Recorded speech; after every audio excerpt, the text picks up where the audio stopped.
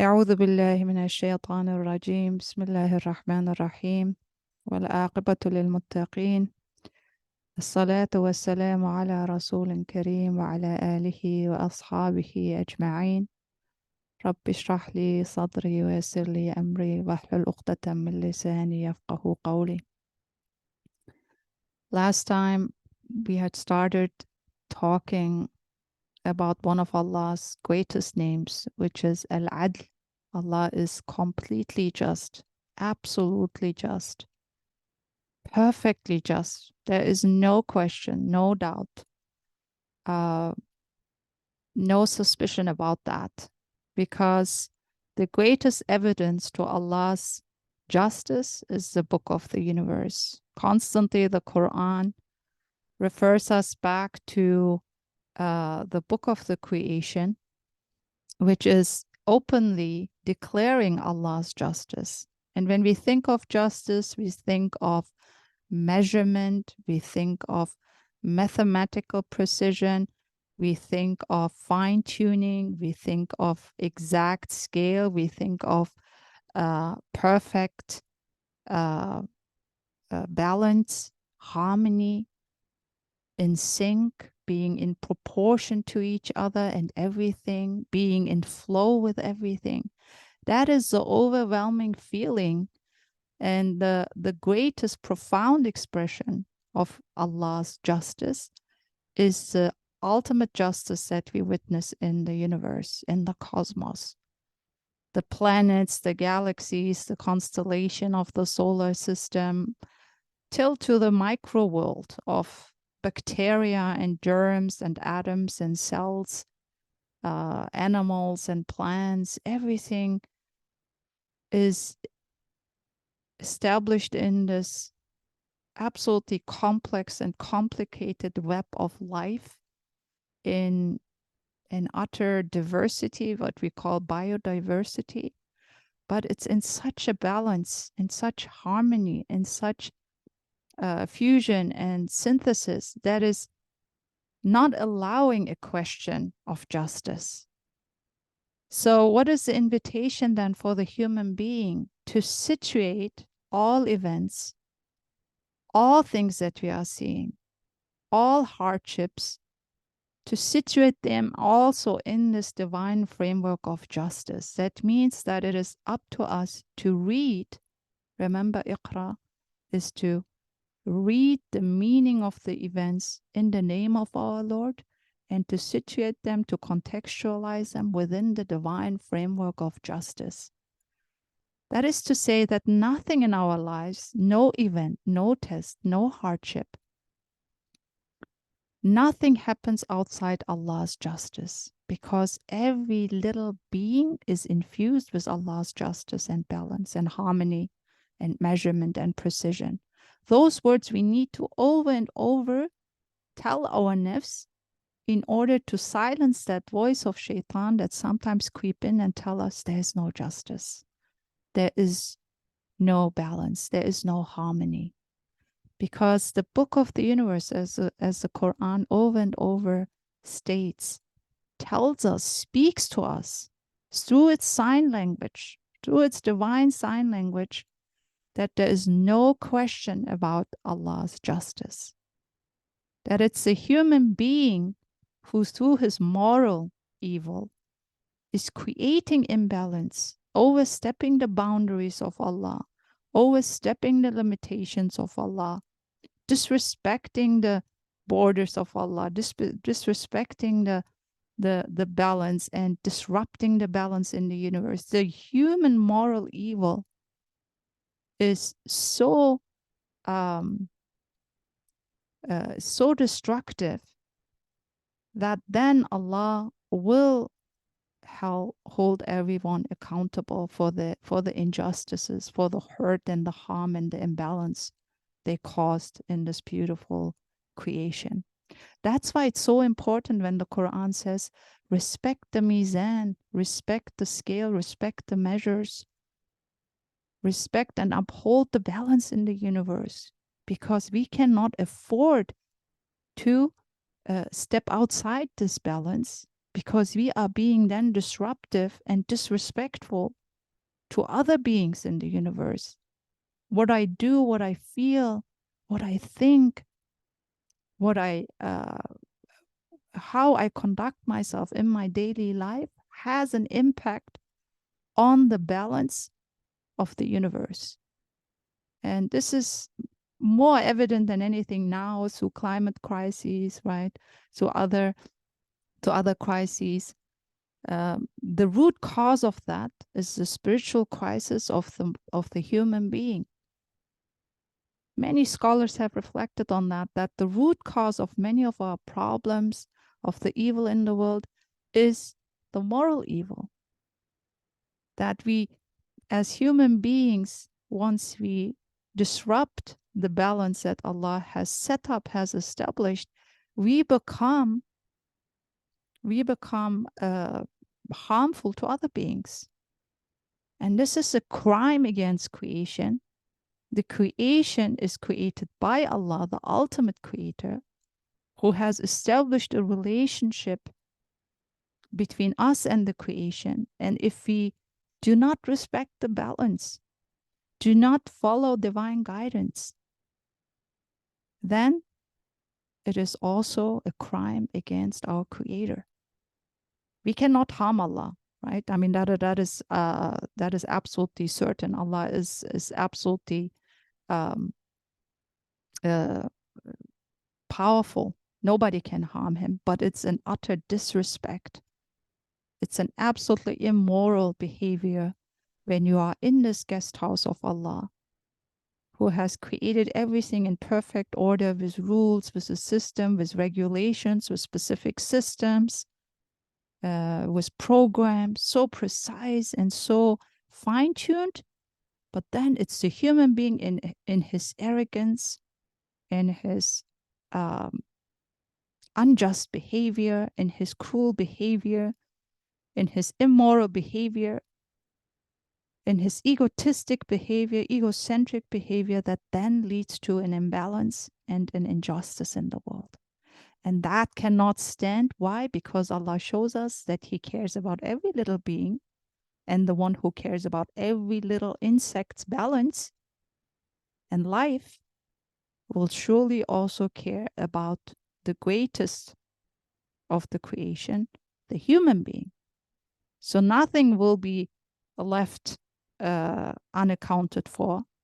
Every human being will meet their Lord, and Allah will ask every person about their lives, their time, their youth, their health, their wealth, their resources, their privileges, because truly nothing is owned by us. We cannot claim ownership of anything. We do not own anything. As the Quran says, as Allah says in the Quran, you are poor, but Allah is the rich. We cannot claim anything because I am the giver. I am the most generous. And even here in this world, when someone commits copyright abuse, plagiarizes, I know that coming from the academic system, if you even steal a thought by an author, by a writer, by a thinker, without crediting it, without putting your footnote in your work and referencing it properly, you will be held accountable. You will be taken to court because it is academic dishonesty, it is stealing, it is academic theft. And that is just when we think about in worldly terms of stealing a thought, quoting a thought that is not owned by us. And we think it's perfectly just to bring this to court, to worldly courts, and hold this person accountable and have them punished. So imagine in Allah's divine court, everything that He has given to us as a trust, this creation, all the blessings and resources that we enjoy, all the livelihoods, our children, our wealth, our youth, the air that we consume, the water that we consume. All of that, nothing is owned by us. Everything is owned by Allah. He is Al-Malikul Mulk. And that's why when the nafs, the lower ego, claims that it can just steal and abuse and misuse and harm and hurt and waste, then this will be a dishonor to Allah, who is Al-Adl and completely just. And He is the one who will then ask and hold this person accountable. If we say it's mine, if we claim it as our own, then this is clearly theft, right? Immoral and unethical. And again, it will be brought to court, to Allah's divine court. You can't act in this world as if everything is owned by you. And that goes even so much deeper to our emotions and feelings. Our feelings of love, curiosity, anger, jealousy, sadness, all of these feelings are also owned by Allah. And that's why He calls us to put them into balance and harmony, to keep them in check, to be mindful of them, how we use them, how we feel them. That goes even into that micro element of our bodies, right? Our bodies, not just the material organs, but also our spiritual organs, our feelings and emotions, our brains, our capacity to think, our mind. All of that needs to be in harmony with Allah's divine guidance. And then we have respected Allah's greatest name, Al-Adl, because Allah does not allow for any little space to not reflect His justice. The way we honor Allah's name, Al-Adl, is to honor each and every one of those feelings in a way that is pleasing to Allah. So Ustad Bediüzzaman has spent so much time in prison. Again, he experienced injustice. He experienced cruelty and all these atrocities. He experienced suffering and pain.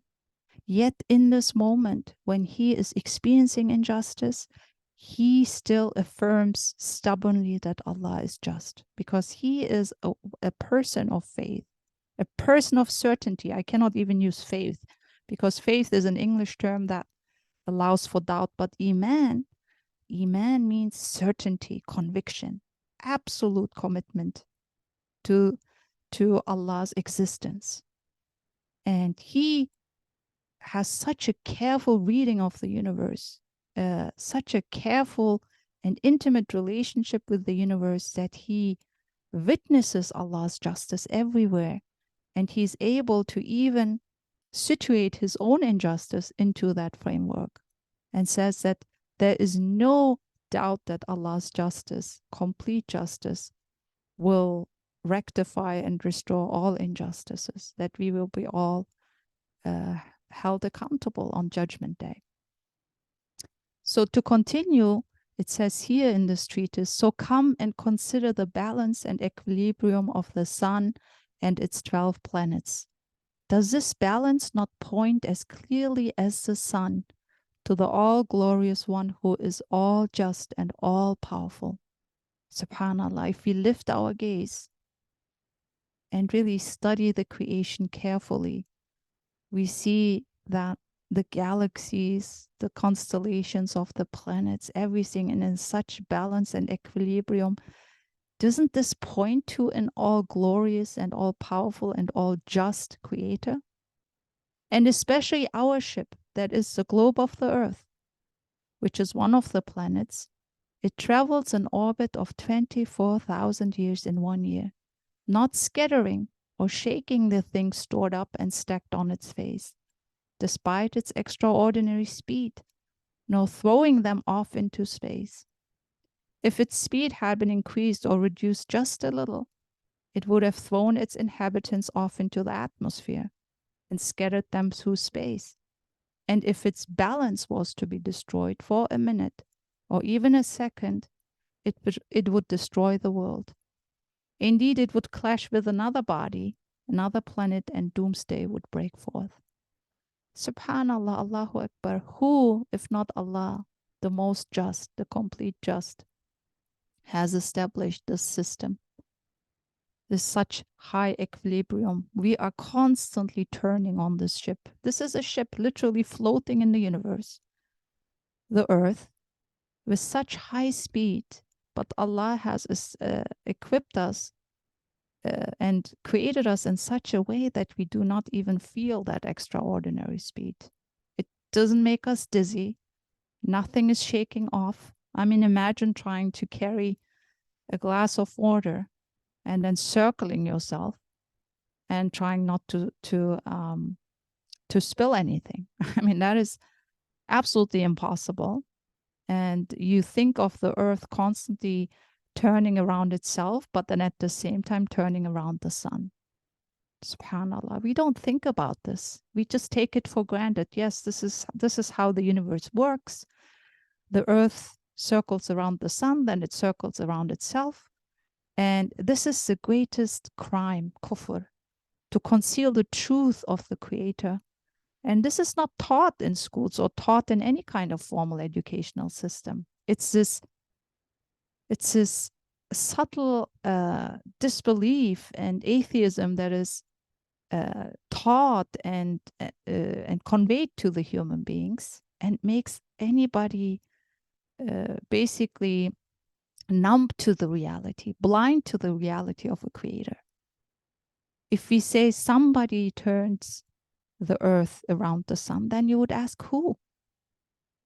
But how is it possible that such speed and none of these planets are clashing into each other? They all are put perfectly, have this gravitational system towards each other and never like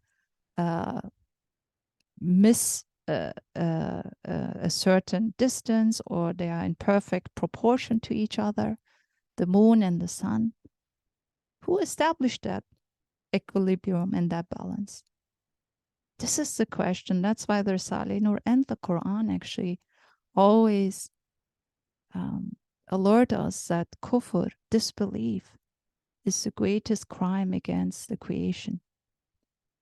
Because you are covering, you are concealing the truth, concealing the maker, and assigning that miraculous balance to deaf and blind forces in the universe, or to some kind of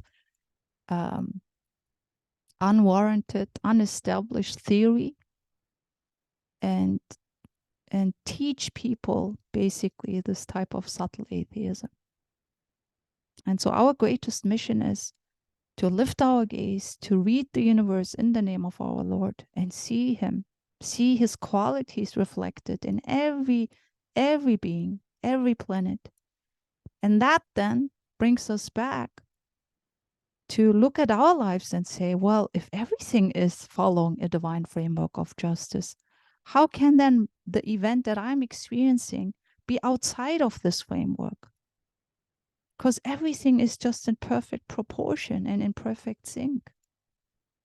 So there is a way to then find meaning and purpose and certainty that Allah's justice is working, and that human beings are not left to their own devices, that Allah is not removed from the scene. Allah is involved and present in what's going on in the creation.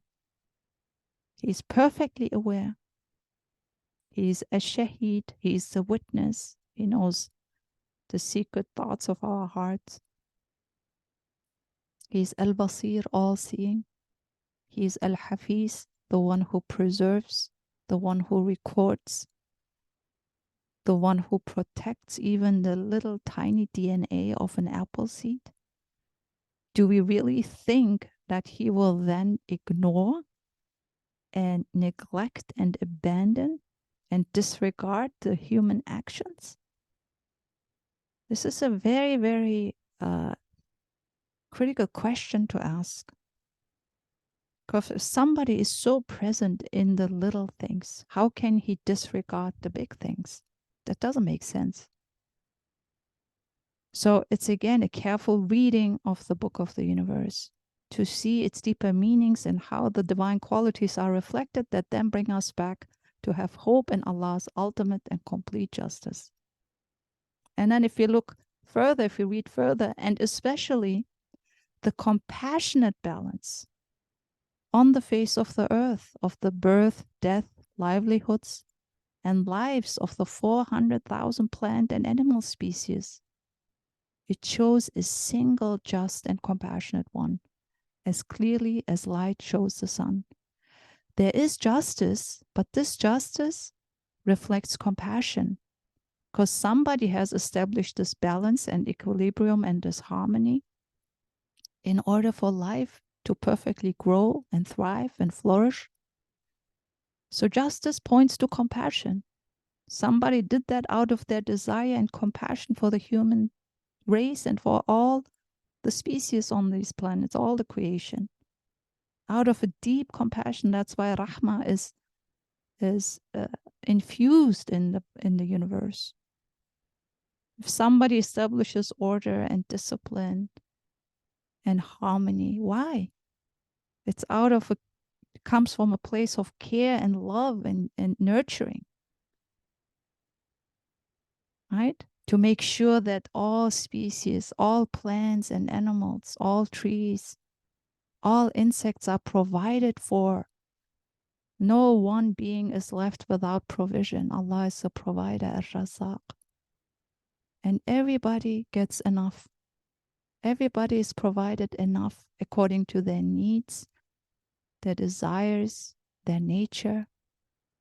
There's no one plant, no one animal that is neglected, forgotten, abandoned. Yes, in justice, we see compassion, Allah's balance and provision, and taking care of every tiny being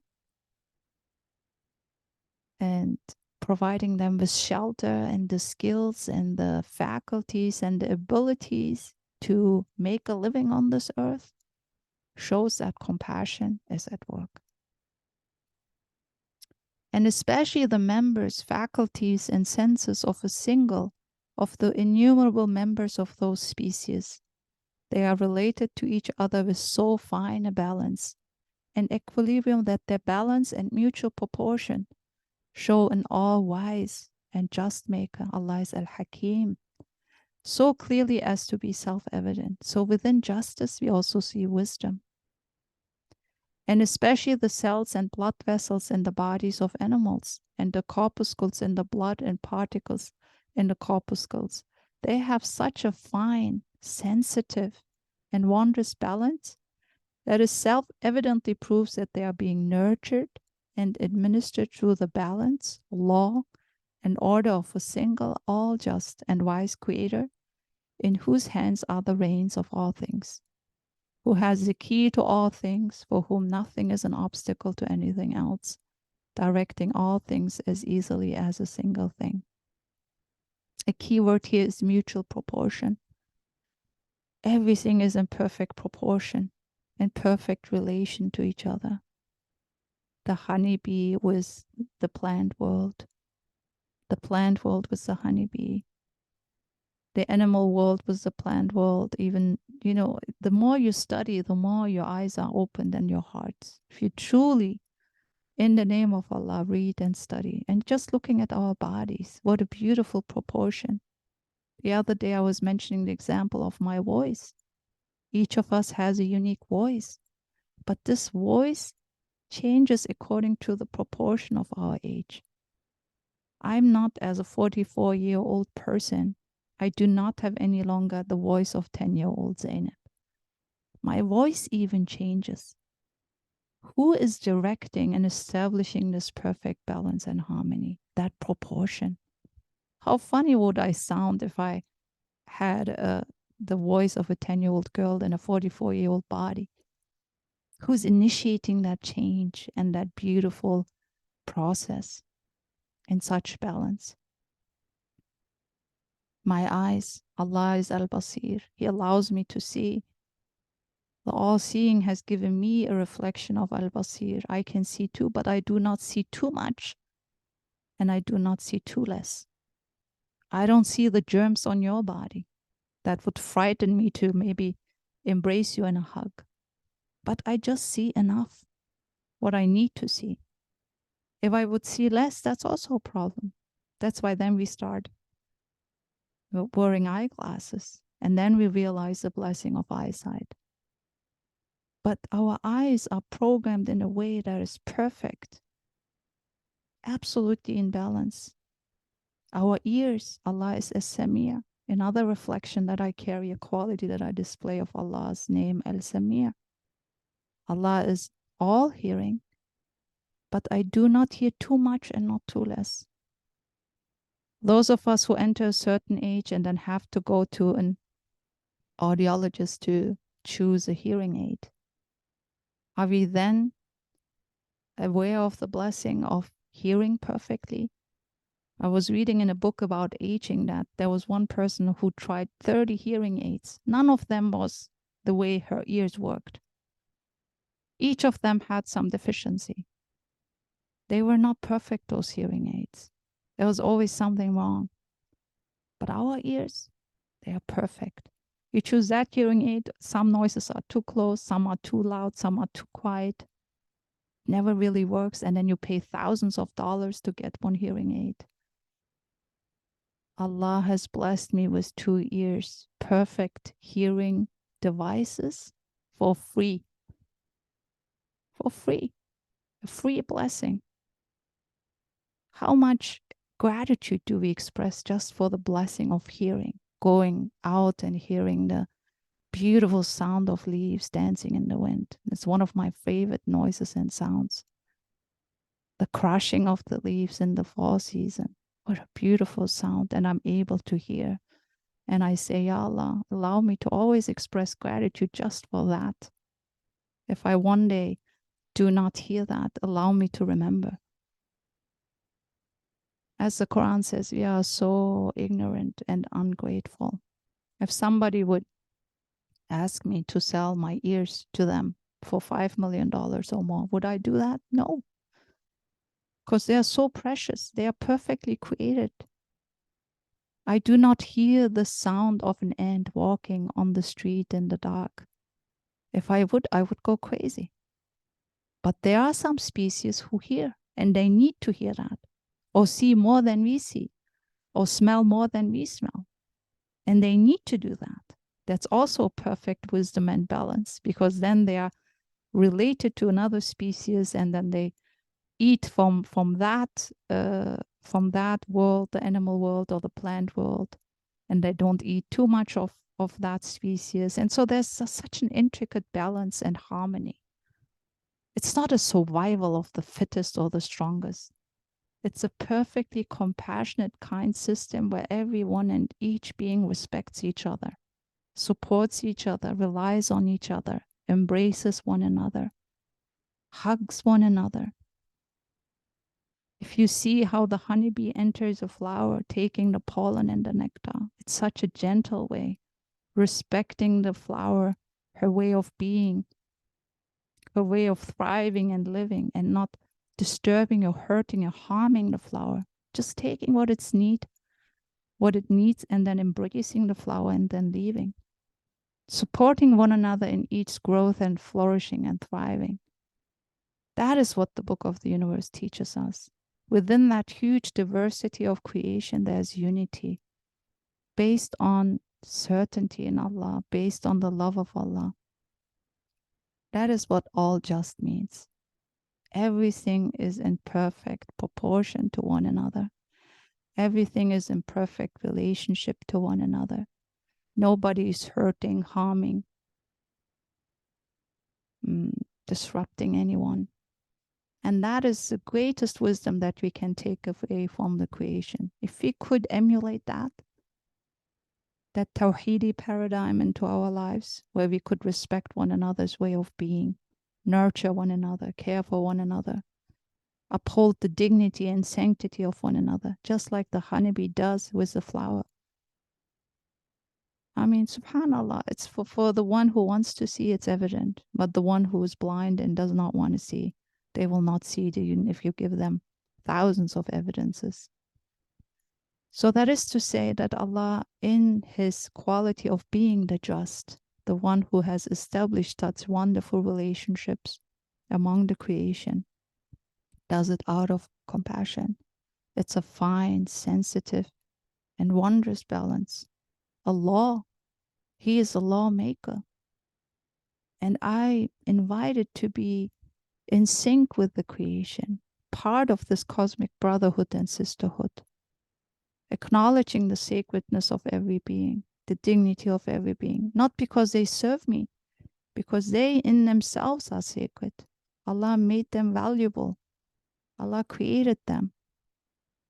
And to honor Him is to honor His creation. That's why a heart that is connected to Allah cannot truly be a racist, cannot be somebody who is an exclusionist, somebody who excludes or is intolerant or who is arrogant or who is a racist or who performs excessive nationalism and discrimination and disregard to others.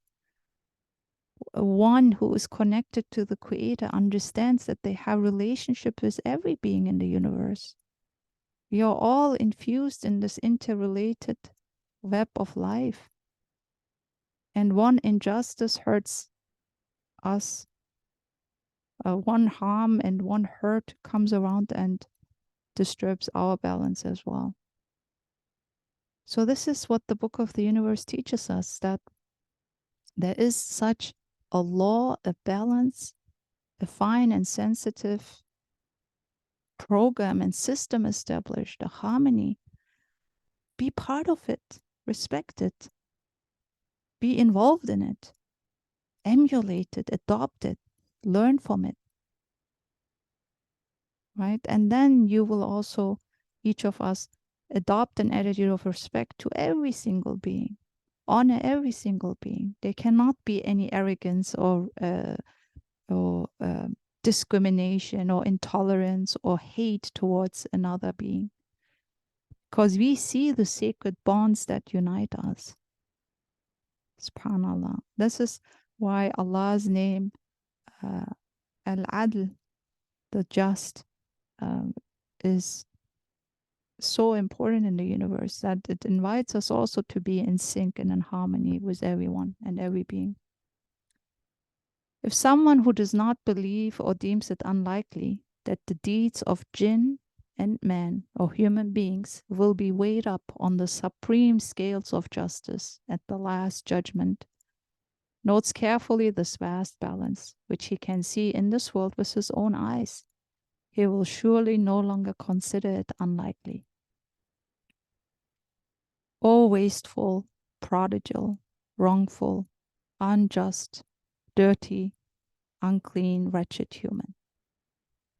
So this goes to the human being who has no respect to Allah's justice in the universe, who has a complete disregard to the sacredness of the universe, to the dignity of every being. You have not acted in accordance with the economy, cleanliness, and justice that are the principles by which the whole universe and all beings act, and are therefore in effect the object of their anger and disgust. On what do you rely that through your wrongdoing and disequilibrium, your wastefulness and uncleanliness, you make all beings angry? Yes, the universal wisdom of the universe, which is the greatest manifestation of the divine name of all wise, turns on economy and lack of waste. It commands frugality. Such an important paragraph. There's so much in it.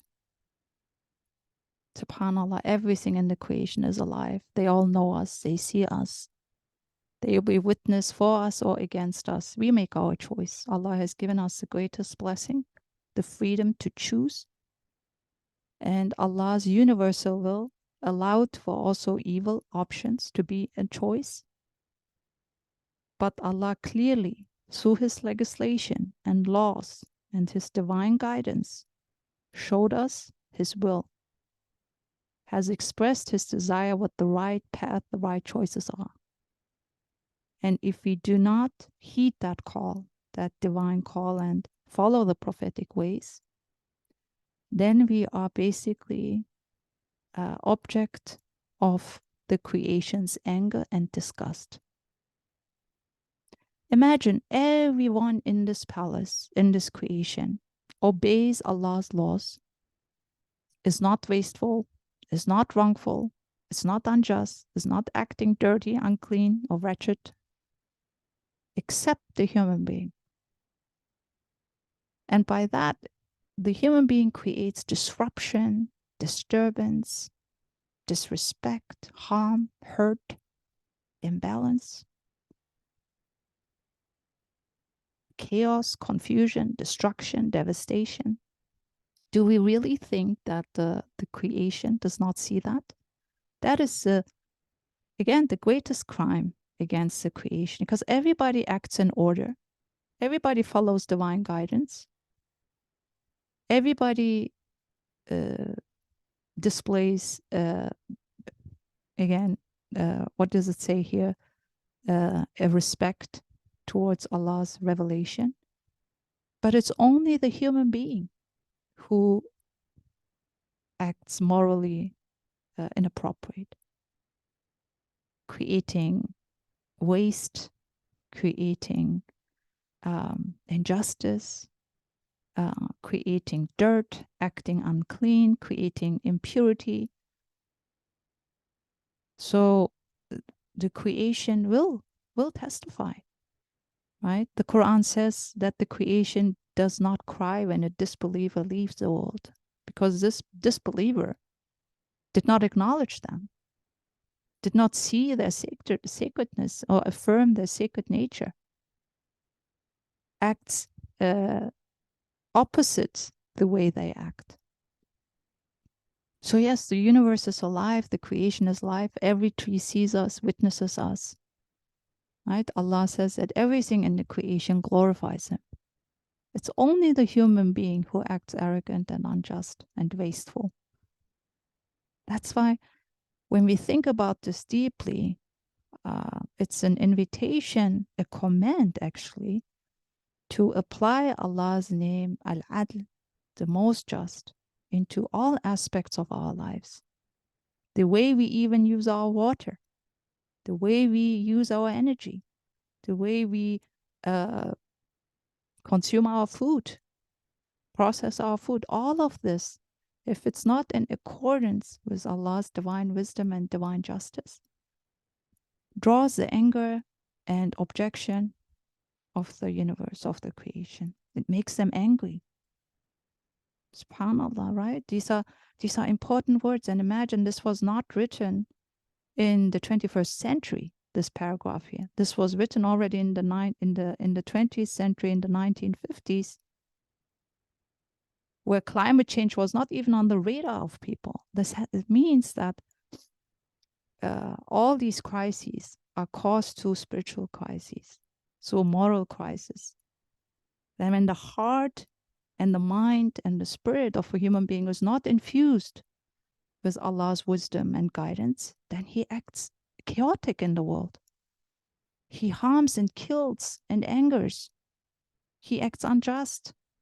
The way he uses his words, his thoughts, his actions. So important. He has such a huge responsibility. Our potential to create destruction and devastation in the world is huge. It's endless, and it should make us be fearful and seek Allah's refuge. It should make us tremble. Allah, I have this destructive potential in me. Ya Allah, protect me from my own ego. That was one of the Prophet's prayer. Never leave me alone with my lower ego. My ego is in your hand. My nafs is in your hand, Ya Allah. Educate me, discipline me. Help me to act accordingly, in accordance to your divine wisdom. Don't leave me alone with my nafs. Don't leave me alone with my lower ego. I don't know. I'm ignorant. I'm ungrateful. I can create disruption. I can create harm. Let me be in sync and in flow with the universe, with that cosmic and brotherhood and sisterhood of the creation. Let them not be angry at me on Judgment Day. Let them be proud of me. That is our sincere prayer, our sincere hope, that we do not act in a way that is destructive, but that we are constructive beings, that we can contribute to the flourishing of this creation of humanity, that we make a wonderful contribution, that we live meaningful lives that acknowledge the sacredness of the universe, every being, that respects the lives and dignity of every being.